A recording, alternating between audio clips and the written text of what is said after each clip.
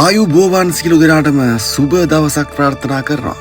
ඉතින් ඔයගොල්ලෝ එකතු වෙලා ඉන්නේ සිලොන් 360 YouTube channel එකත් එක්ක. ඉතින් අපි අද මේ දවසේ මේ වීඩියෝ එක කරන්නේ අපි දැක්ක පසුගියදා ලංකාවේදී පිලිපීන ජාතික විදේශිකයෙක්ට එක්තරා පහර දීමකට ලක් වෙන්න සිදු වෙනවා.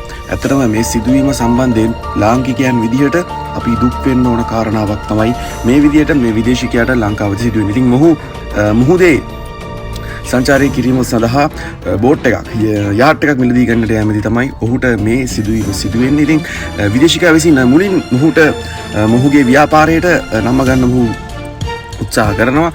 කෙසේ වුණත් මේ විදේශිකයා ඒ තිබෙන තොරතුරු වලට කැමති නිසා ඔහු වෙනත් ස්ථානයකට යනවා. ඉතින් ඒ යාමේදී තමයි මේ තරුණයා විසින් මේ පුද්ගලයාට මේ විදිහට පහර දෙන්නේ. ඉතින් කොහොම වුණත් විදේශිකයන්ට අයිතියක් තිබෙනවා. මොකද ඔවුන් අපේ රටට එන්නේ ගොඩක් මුදල් වියදම් කරලා. ඉතින් ඔවුන්ට අයිතියක් තියෙනවා.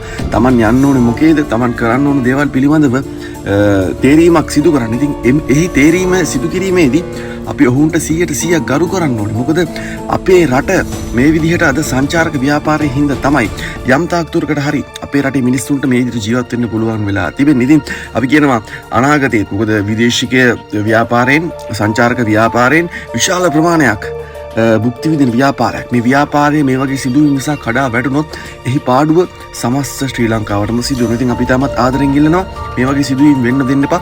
ඔබලාගේ ප්‍රදේශෙත් විදේශිකයන්ට සංචාරකයන්ට මේ වගේ දේවල් සිදු වෙනවා නම් ඔබ නොපසු බටව කතා කරන්න අනිවාර්යෙන් පෙළවෙන්න. ඉතින් ආයමත් දවසක හම්බෙමු. මේ පිළිබඳව හැමෝම දැනුවත් වෙන්න. අපි ආයමත් දවසක හම්බ වෙනකම් සිදු දරාටම ජය වේවා. අපිව සබ්ස්ක්‍රයිබ් කරලා එකතු වෙන්න.